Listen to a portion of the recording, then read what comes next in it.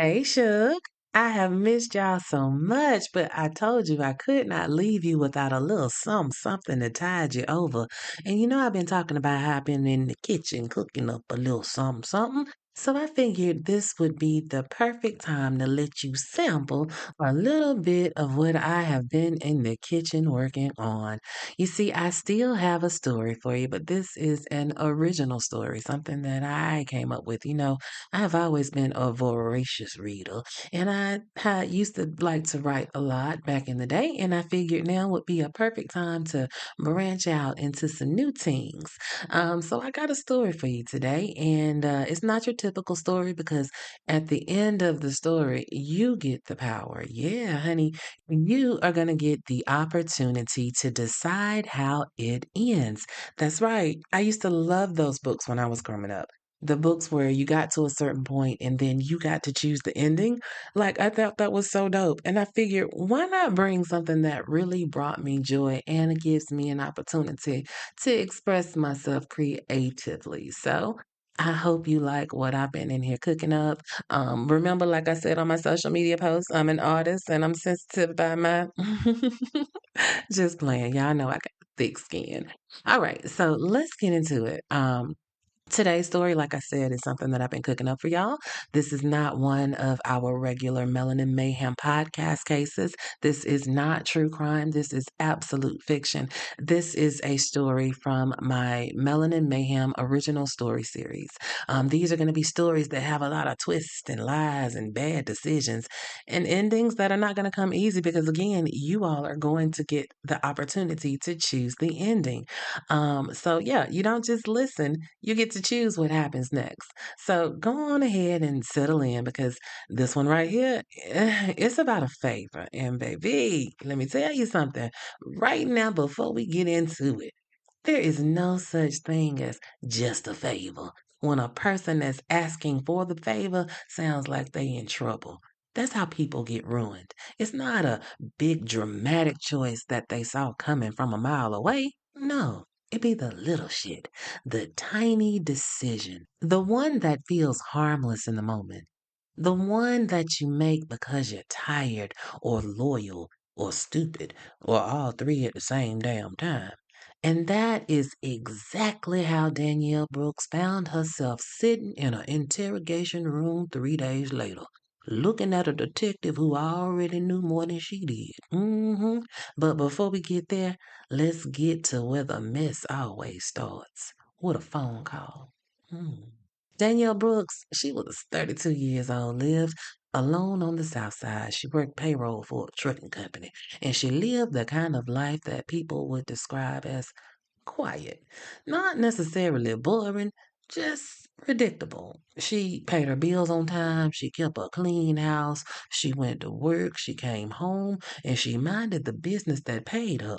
She wasn't one of those women that needed excitement. Danielle liked peace. Peace and routine, peace and candles, peace in her little Friday night takeout from the same Chinese restaurant that she had been going to for the last 6 years. And so if you ask the people around her, they would all say the same thing. Danielle, oh, she don't bother nobody. And that was true. But what folks don't tell you is that quiet people still got history. Quiet people still got a weak spot. And quiet people still got that one person that they will make an exception for. And for Danielle, that person was Keisha Monroe. Now, Keisha, she was the opposite of Danielle in almost every way you could think of. Baby, she was loud where Danielle was quiet and measured. She was flashy where Danielle was practical or conservative. Keisha was quick to laugh, quick to cuss, quick to jump in some shit and just let God sort it out later. And they had been friends since middle school, back when both of them wore too much lip gloss and was thinking that grown men with a cute car was a sign of success instead of a warning. And life pulled them in very different directions. But Keisha always had a way of circling back into Danielle's life. And every time she did, she came carrying drama like a brand new Louis Vuitton pocketbook. Still, Danielle loved her. Maybe not wisely, but deeply. And so this particular night, it was close to about 11:30 when Danielle's phone lit up, sitting on the arm of the sofa. Now Danielle was damn near asleep, one eye half closed, blanket over her legs, TV looking at her, and a bowl with two spoonfuls of ice cream left in it. And so she looks at the phone and then just kind of sighs. You know, that kind of sigh that only old friends that cause trouble can pull out of you. Keisha. She let it ring twice and then she picked up. What, girl? And right away, Danielle knew something was off because Keisha wasn't talking normal. She was breathing hard, sniffling, the kind of crying where somebody trying to sound like they not crying, but it just makes them sound worse. Danielle, I need a favor. Now, see, right there. That right there. That would have been my sign to hang up. Because I don't care who you are. If you call me in the middle of the night crying, opening what I need a favor, and we not besties from way, way back, I already know I don't need to hear the rest. But Danielle wasn't built like that. She still had a little too much hope in people. And so she sat up straighter and she asked the question that will start this whole disaster that was about to unfold in her life. What kind of favor, Keisha? And then there was silence, just breathing. And then Keisha said, I need you to hold something for me, just for a couple of days. And so Danielle frowned, like, hold what? It's just a bag. A bag? You see, that's how it always starts. When the words that try to make something sound smaller than it really is. Just a bag, just a ride, just a little money. Just stay with him one time. Just sign this. Just answer the door. Just. Danielle pinched the bridge of her nose and frowned her brow and was like, why can't you keep your own bag, Keisha? Because I got people around my house. What people, Keisha? It don't matter. Yes, it do. Danielle, please. That please came out just the right way. Just a little manipulative, just a teensy weensy bit, and just desperate enough to soften the edges of Danielle's irritation. And Keisha knew that. Knew exactly how to sound like somebody who was in trouble instead of somebody that was causing trouble. So Danielle sits up. What's in the bag, Keisha? Nothing that ain't got anything to do with you. Now, wait a minute. That's not an answer. And both of them knew it. So Danielle just let the silence sit there. And so Keisha tries again. Look, I just need you to hold the bag till Monday. I wouldn't ask if it wasn't important. Danielle, please. So Danielle looking at the TV from across the room. She wanna say no. She really, really, really wanted to say no. But loyalty has a way of dressing itself up as compassion. And guilt, ooh, honey, guilt can make a fool out you real quick. Where are you, Keisha? I'm outside. Outside where? Outside your building. Now you see, y'all, that would have pissed me off. You will not be ambushing me at my house after 11 o'clock with a mystery bag and some tears. Honey, but Danielle, she wasn't built like that. She got up and she moved over there towards the window and pulled the curtain back just enough to see outside. And damn it, if that wasn't Keisha, standing under the parking lot light in a gray hoodie with her arms wrapped around herself, and there was a duffel bag sitting on the hood of her car. Mm. Danielle cussed up on her breath. This bitch. Keisha. I know, I know. No, bitch, you don't know because if you knew, you wouldn't be outside my apartment with some random damn bag. So Keisha looks up toward the building like she can just see Danielle through the blind and tries one more time. Please, Danielle. Danielle closes her eyes. There go that damn word again. Please. And a few minutes later, she was downstairs in high shoes and a sweatshirt, standing face to face with the storm that she should have left outside. Keisha looked a mess. Her mascara was smudged, her eyes were swollen, nails looked like she'd been eating on them, looking just disheveled. And that let you know that the night has already gone left before she even got to your doorstep. So Danielle standing in front of her and she says, talk. And so Keisha shakes her head and is like, I can't explain all of it right now. So Danielle says, well, then you can explain some of it. And Keisha looks over her shoulder like she half expecting somebody to come jumping out the door. And she says, I just need you to keep this. Don't open it. Don't ask no questions. Just put it somewhere and let me come back for it. Danielle look at that bag and then she looked back at Keisha. Bitch, that ain't making me feel no better. It ain't drugs. Bitch, they don't narrow it down. Like, what the fuck? And Keisha almost laughed just like I did, but that shit died down real fast because Danielle wasn't going for it. She was like, Danielle. And then her voice just kind of went quiet. Look, if I take this bag back to my spot, something real bad gonna happen. And that right there, that changed the temperature on the whole situation because Danielle was like, shit, what kind of bad? And Keisha was like, the kind I'm trying to avoid. It wasn't enough, but it was enough to make Danielle hesitate. She looked at that duffel bag. It was medium sized, black. It didn't have no logos on it or nothing. It was zipped all the way up, and it looked like it was heavy, but not too heavy. Nothing was moving in the bag. It wasn't making no sounds. And thank God for that, I guess, because that's a whole nother type of episode. And so Danielle moves a little closer. She's like, look, Keisha, you got me out here in my damn house shoes at midnight. You crying, you won't answer me none of my questions straight. And now you want me to take some strange bag into my apartment and just act like everything's normal? And so Keisha started looking like she about to cry again. I know it sound bad, girl. No, bitch, what it sounds is illegal. And so Keisha's mouth kind of powdered a little bit. And you know what? Right then and there, Danielle should have walked away because silence will tell on you quicker than words will any day. But instead, she asked the second worst question of the night. How long, bitch? Till Monday. 3 days? Yes, yes, yes, just 3 days. And then you gonna come get it. Yes, I'm gonna come get it. And we'll never speak of this shit again.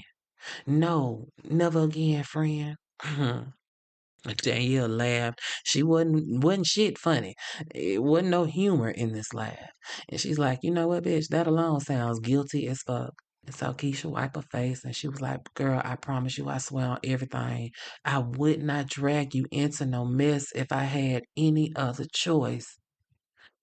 And baby, ain't that what they always say right before they drag your ass into some mess?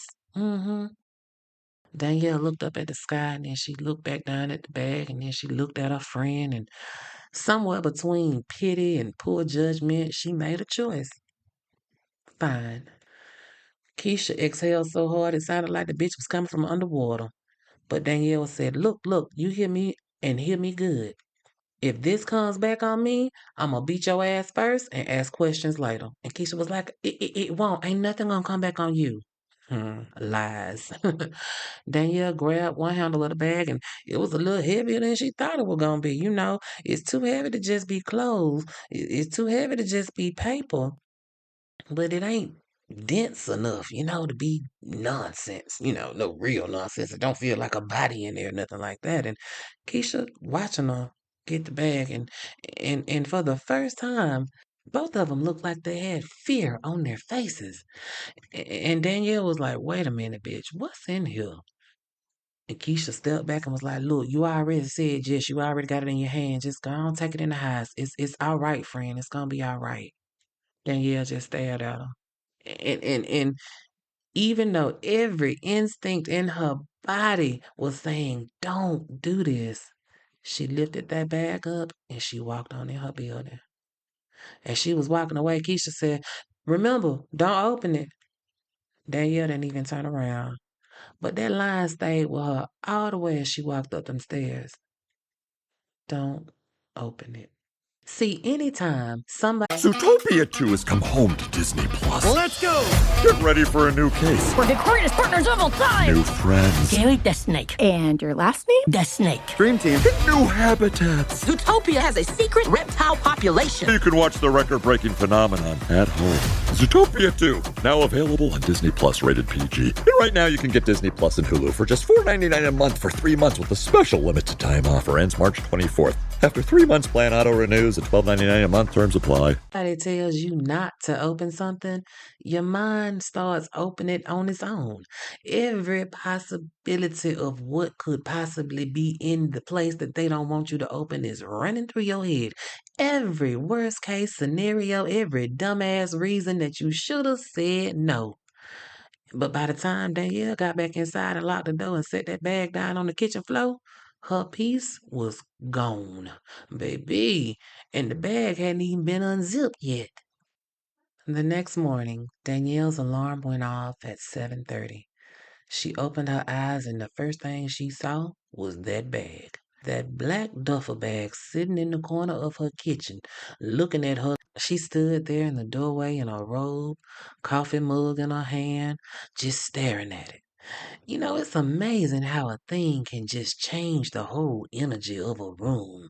That bag made her apartment feel like she was a stranger in her own home, like she had invited a secret in her house and it was now taking up all the air. She stayed looking at the bag and she walks over to it and she crouched down next to it and she's still just looking at it. She not touching it. Well, maybe touching it just a little bit. She pressed the side of it with 2 fingers. Something was solid on the inside. It felt like it was more than one thing. It didn't have no smell. It wasn't leaking or anything like that. It wasn't making any sounds. So Danielle sat back and was like, man, fuck this. She should have called Keisha right then and there. She should have made her come get that bag immediately. But curiosity and caution were fighting in her chest, and curiosity was nosy as hell. Still, she left it alone, mostly because she had to go to work. Now imagine having to try to do payroll at your job while your mind is on something at your house. And so Danielle is at her job and she is trying to pretend to care about these invoices and her stomach is all tied up in knots and every time her phone rang, she jumped at it thinking it was gonna be Keisha, but it wasn't Keisha. Keisha hadn't texted her, Keisha hadn't called, hadn't said a damn word. It was just radio silence. And around 12 o'clock that day, right before she got ready to take her lunch break, Danielle just couldn't take it no more. She sent Keisha a message and she was like, hey man, you need to come get this bag today. But there was no response. An hour later, she sent her another text message. I'm serious. No response. By 3 o'clock, Danielle had fully entered the stage of friendship where concern turns to anger. Because now it wasn't just the bag, it was the disrespect. You don't dump some suspicious shit off at my apartment and then disappear like I'm the goddamn storage unit without feelings. And this is affecting Danielle. And one of her coworkers kind of noticed that something was off before Danielle could even say anything. She was like, girl, you look stressed. And so Danielle lifted her head and she was like, I am, girl. It's a rough day for me today. And her coworker said, is it money? No. Is it a man? No. Well, what's wrong, girl? And then Danielle just kind of looked out and then she did what people do when they want to tell something, but they know they shouldn't tell it. She wrapped the truth up in a smaller lie. Keisha got some bullshit going on. Her coworker was like, oh shit, girl, that ain't nothing new. But this time she done bought me into it. Her coworker sat back and was like, oh, mm-hmm. See, there it is. That's what a lesson at. Danielle, I hated it when people was just right and smug when they was right. I'm not in it. Her coworker gave her a look. Let me tell you something. If it's in your house, it's in you. Ooh, that shit sat heavy because it was true. If it's in your house, it's in you. So Danielle couldn't stay there no longer, honey. She left work early with a headache. And the minute she got home, she dropped her pocketbook, kicked off her shoes, pulled off her bra, and was looking at that bag. It's still there. still silently just mocking her in her own house, ruining her evening. She called Keisha again. It went straight to voicemail. She called her again, straight to voicemail. Now her irritation is kind of turning into fear because, desperation has an expiration date. And if somebody is crying and frantic one night and then unreachable the next day, one of two things have happened. Either they are hiding from the problem or they became the problem. Danielle is in her living room pacing, honey. 3 laps around the living room, 5 laps around the living room, 7 laps around the living room. She ate a box of cereal standing up. She turned the TV on, ain't heard nothing that was going on the TV. Finally, around 9:30 that night, she couldn't take it no longer.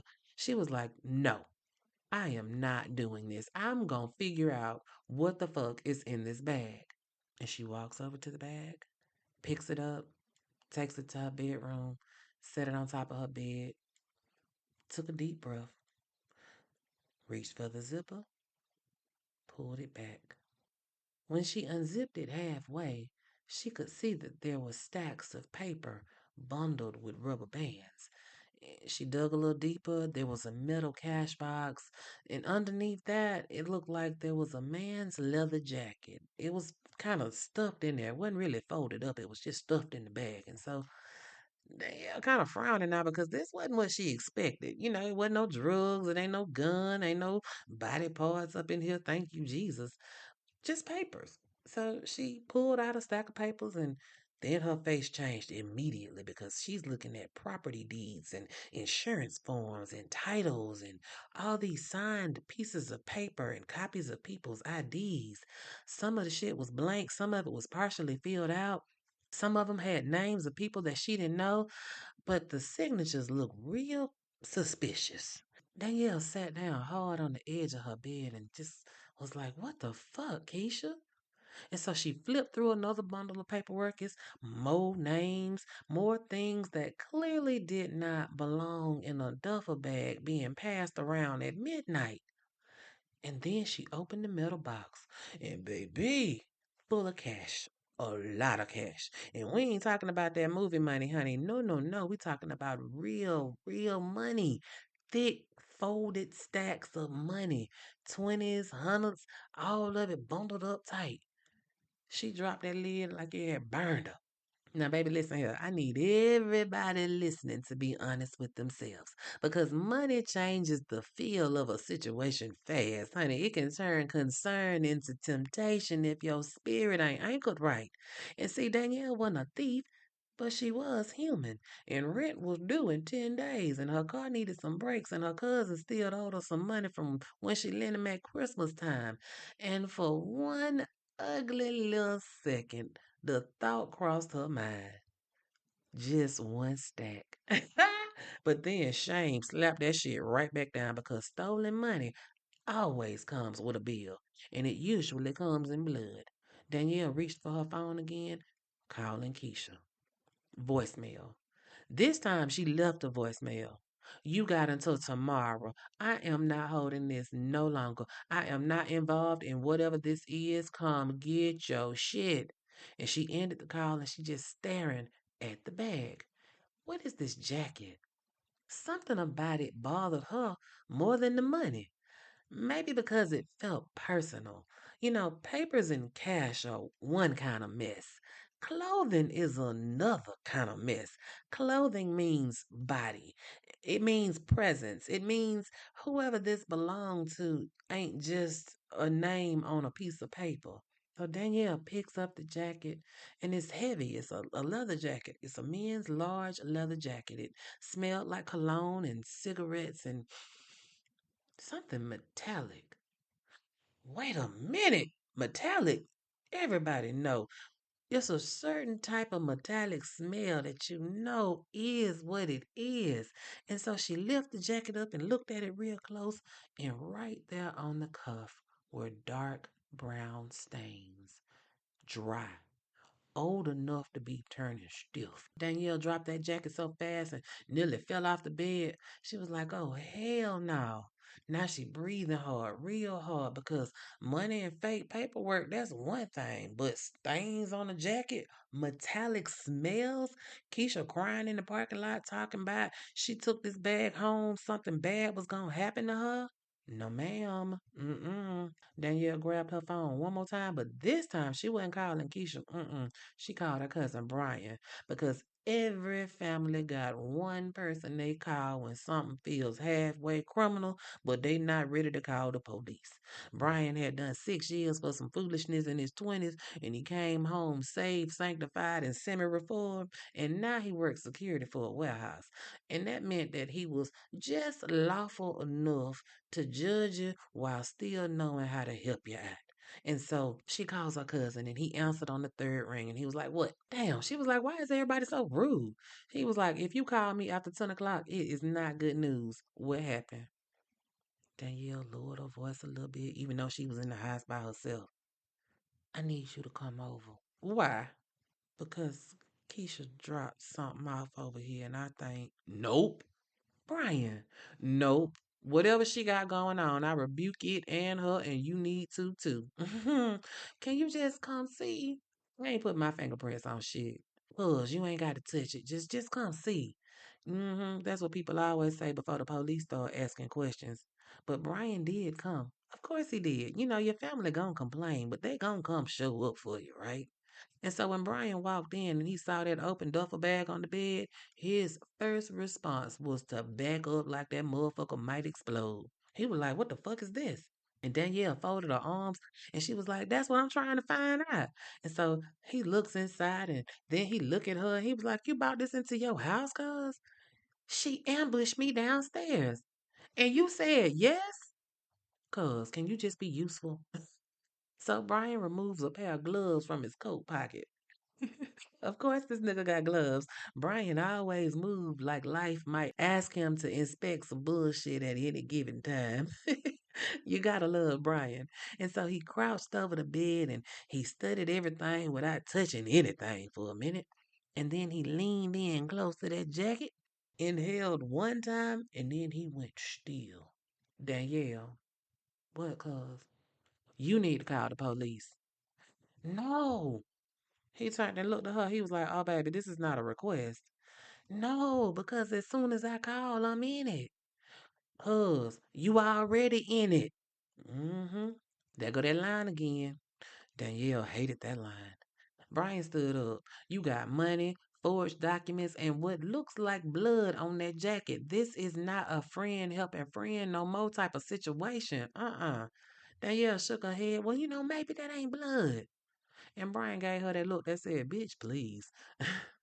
She sat down on the stool and buried her face in her hands, and she was like, "I just wanted to help." Brian was like, "Mm-hmm. And now you need to help yourself." Danielle looked at him and said, "What if she's in trouble?" Brian shot back, "What if she caused the trouble?" Mm-hmm. Let that sit there for a minute. Because up until that moment, Danielle had only thought of Keisha as scared, not dangerous. Brian pulled out his phone. "I'm calling." Danielle was like, "Wait, wait, wait, wait." He just looked at her. He was like, "Look, cuz you got one more chance. Call her on speakerphone." Danielle did, and it went straight to voicemail again. She called her one more time. It went to voicemail again. She tried her again. On the third try, Keisha answered. She was breathing all hard. "Hello? Hello?" Danielle was like, "Look, where are you?" "Danielle." "No, don't Danielle me. What's in this bag?" "You opened it, didn't you?" "Yes, I opened it because you got me in my house with money and paperwork and a jacket that smelled like blood." On the other end, it sounded like somebody was moving around and a car door might have closed or and then some footsteps. And Keisha was like, "You shouldn't have done that." Danielle was like, "That's all you got to say?" Brian was like, "Keep her talking, keep her talking." And so Danielle was like, "Tell me what this is." And Keisha didn't answer the question. Instead, she asked her own question. "Did anybody else see it?" Danielle looked at Brian, and Brian's face said exactly what she felt. "This some bullshit, and I'm scared." Teacher, what happened? Something I can't undo. The line went dead, just like that. No explanation, no warning, no tears, nothing. Danielle stared at the phone screen for a second like the rest of the sentence was going to appear if she waited long enough. And Brian snatched the phone from her hand and was like, oh no, bitch, we finna call the police. This time, Danielle didn't argue, honey, because something had shifted.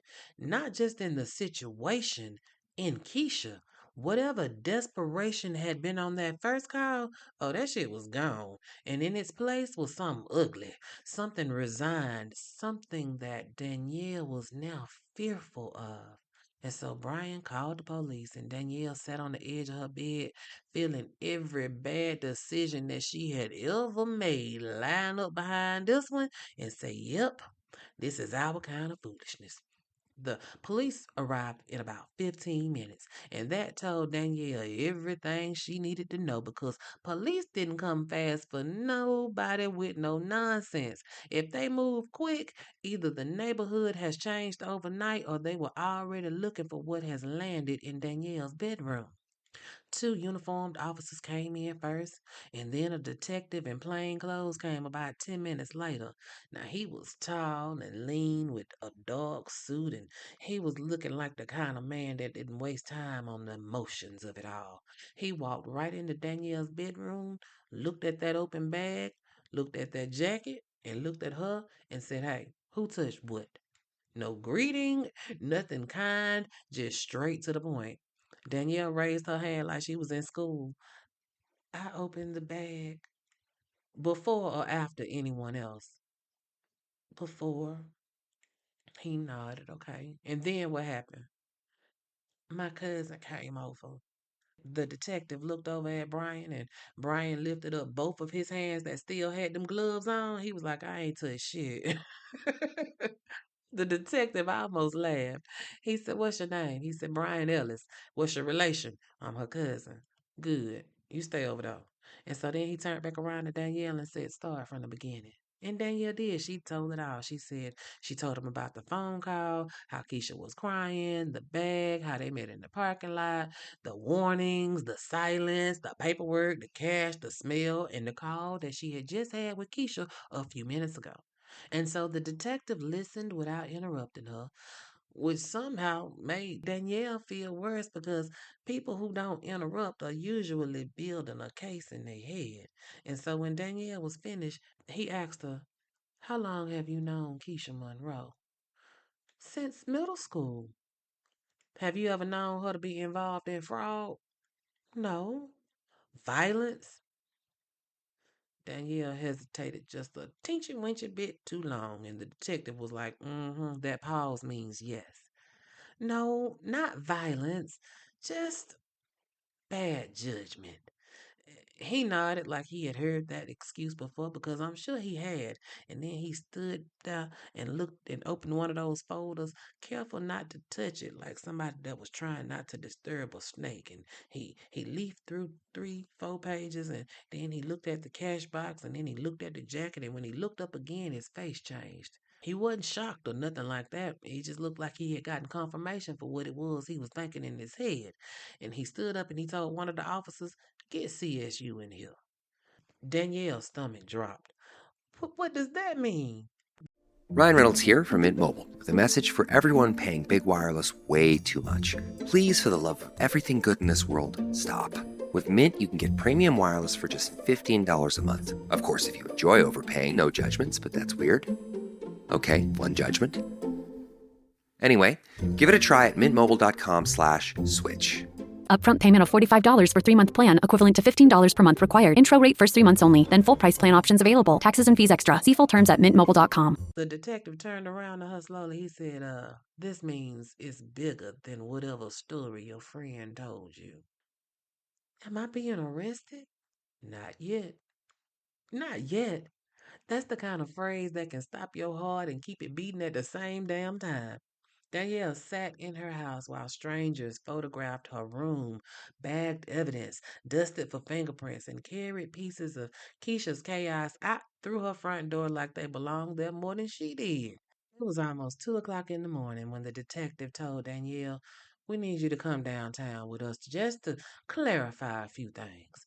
Baby, every time the police say just, you need to hear the opposite. It ain't just. Because downtown turned into an interview room, and the interview room turned into an interrogation room the minute the door shut. It was a cold table, a metal chair, and no clock. Which I hate because if you were about to question me, at least let me know what time it is when my life is falling apart. Now, Danielle sat there twisting a tissue in both of her hands until the detective walked in carrying a folder with a picture face down. And he sat across from her and he folded his hands and he said, "My name is Detective Lyle Benton, and I need you to understand something. Miss Brooks, I don't think you fully appreciated what landed in your apartment tonight." And Danielle swallowed. "I told y'all the truth." Hmm, that remains to be seen. See now, I would have been irritated because don't call me downtown and then start with the bullshit, but Danielle was too scared to get indignant. Honey. So Detective Benton opened that folder. The documents in the bag connect to at least four properties currently under investigation for deed fraud, and the cash appears to be unreported. And the jacket? What about the jacket? Hmm. Detective Benton looked at her and flipped over that picture and slid it across the table to Danielle. It was a man, and he was dead. Not movie dead, dead, dead. His face and body twisted, one arm bent awkward up underneath him, and Danielle jumped back so hard that the chair scraped against the floor. "Oh my God!" "You know him?" Danielle looked at that picture. "No." "Yes, you do." "No, I don't. I don't know this man." Detective Benton tapped on the picture. "His name is Terrence Vail. 41 years old. He was a real estate broker. He was found behind an office complex off Cascade 3 nights ago." 3 nights ago? That was the same night Keisha called. Detective Benton leaned back in his chair. "That jacket in your bedroom, it belonged to him." Danielle shook her head hard. "I don't know that man." "But your friend did. He just let that sit there." Mm-hmm. "And now his blood is in your house." Danielle's mouth was open, but nothing was coming out. Because what exactly are you supposed to say when a detective just calmly informs you that your loyalty got you with death on your bedspread? Detective Benton let the silence stretch out until it was just uncomfortable enough.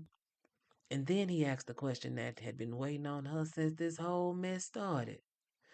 "You really didn't look inside that bag before you brought it upstairs?" Danielle shook her head hard. "No, sir." He just looked at her. Not just her face, but at her whole body.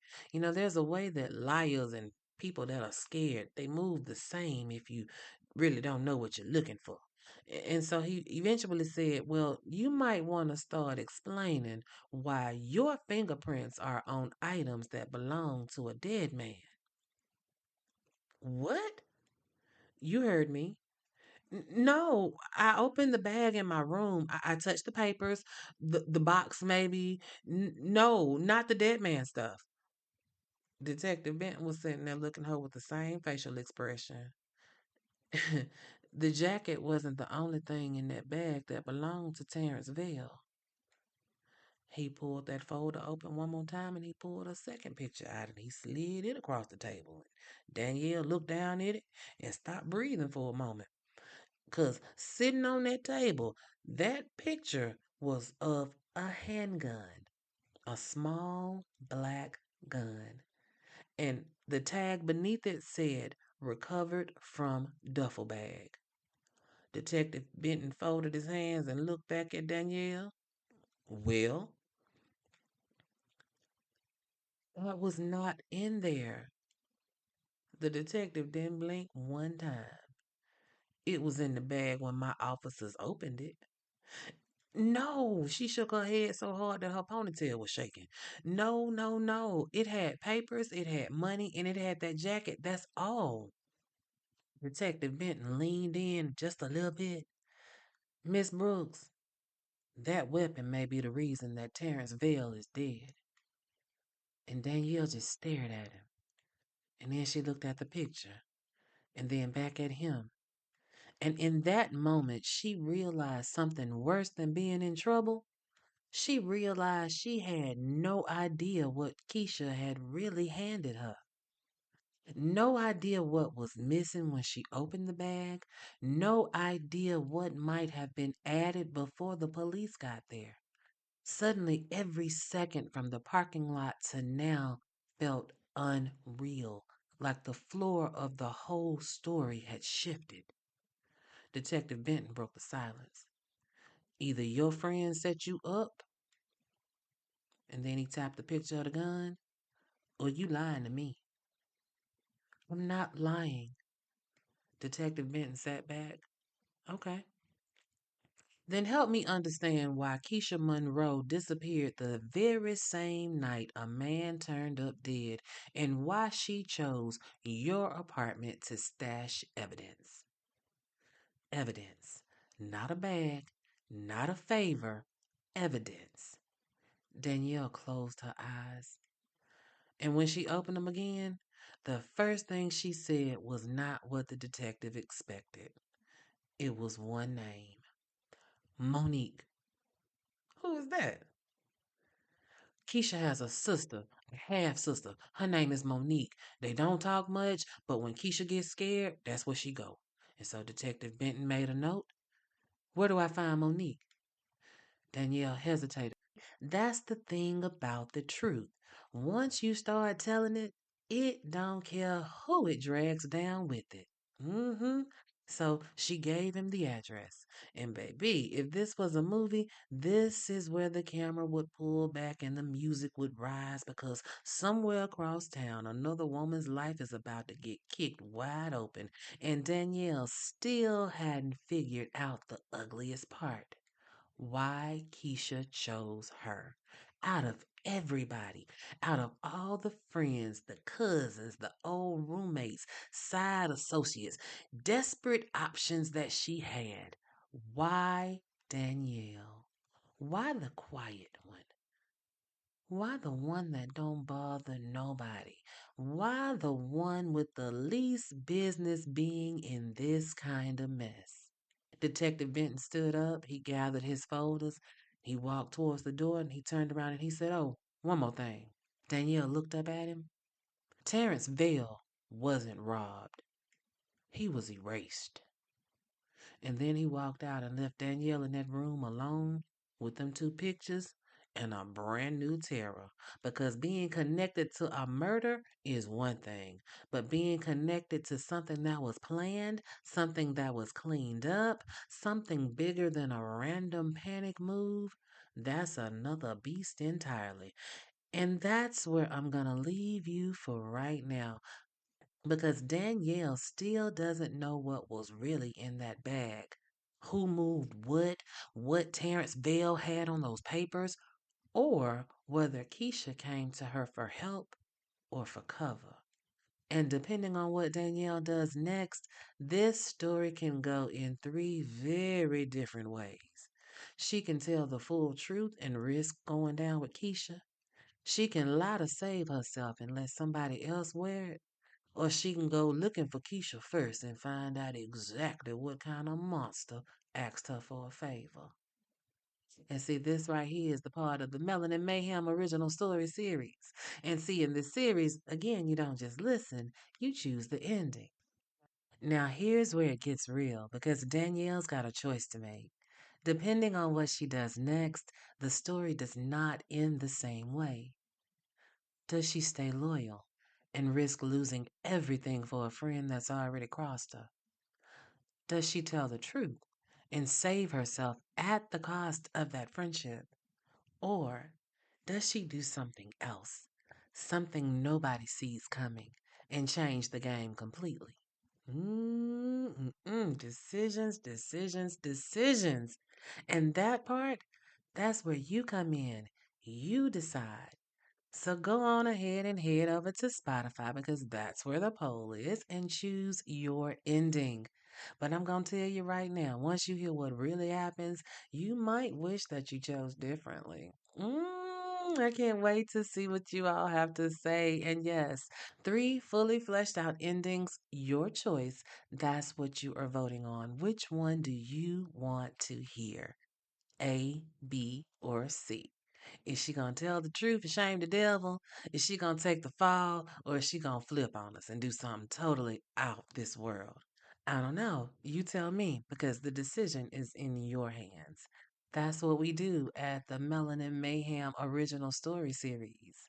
I can't wait to hear what you guys think, and we will talk again soon. Bye. Ooh wee, Nana, you did that.